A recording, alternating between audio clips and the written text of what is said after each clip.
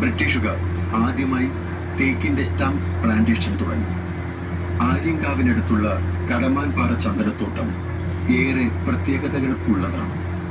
കുളത്തൂപ്പുഴ, ആര്യങ്കാവ്, അച്ചൻകോവിൽ എന്നീ ശാസ്താക്ഷേത്രങ്ങൾ തൊട്ടടുത്ത പ്രദേശങ്ങളിൽ സ്ഥിതി ചെയ്യുന്നു. ശെന്തുരുണി വന്യജീവി സങ്കേതം 1984 രൂപം കൊണ്ടു. ഭൂമിയിൽ ഇവിടെ മാത്രം കാണപ്പെടുന്നതും വംശനാശ ഭീഷണി നേരിടുന്നതുമായ ചെങ്കുറിഞ്ഞി വൃക്ഷത്തെ സംരക്ഷിക്കുന്നതിന്റെ ഭാഗമായി രൂപം കൊണ്ടതാണ് ഈ വന്യജീവി സങ്കേതം.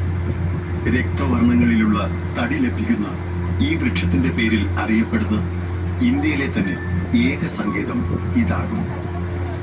ഈ സങ്കേതത്തിൽ വന്യമൃഗങ്ങളായ കടുവ, കാട്ടുപോത്ത്, കരടി, മ്ലാവ്, സിംഹവാലൻ കുരങ്ങ്, ആന തുടങ്ങിയവ ധാരാളമായി കാണപ്പെടും.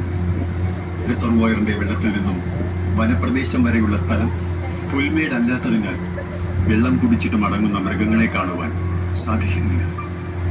ഹാരപ്പൻ സംസ്കാരത്തോളം പഴക്കമുള്ള സമയത്ത് ഈ പ്രദേശത്തും മനുഷ്യവാസം ഉണ്ടായിരുന്നു എന്നതിന്റെ തെളിവുകൾ ശാസ്ത്രജ്ഞന്മാർക്ക് ലഭിച്ചിട്ടുണ്ട്. അടുത്ത പ്രദേശങ്ങളായ കട്ടിളപ്പാറ, ഏഴിപ്പാറമല എന്നിവിടങ്ങളിൽ ഇതിന്റെ തെളിവുകൾ ദൃശ്യമാകുന്നതാണ്.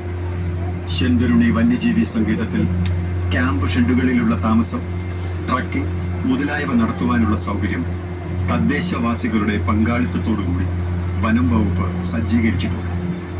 ഈ ക്യാമ്പ് ഷെഡുകളിലിരുന്ന് വന്യജീവികളെ നേരിട്ട് ദർശിക്കുവാൻ കഴിയുന്നതാണ്. 1998 തെന്മല ഇക്കോ ടൂറിസത്തിന്റെ ഭാഗമായി ഈ തടാകത്തിൽ ബോട്ടിംഗ് സർവീസ് ആരംഭിച്ചു.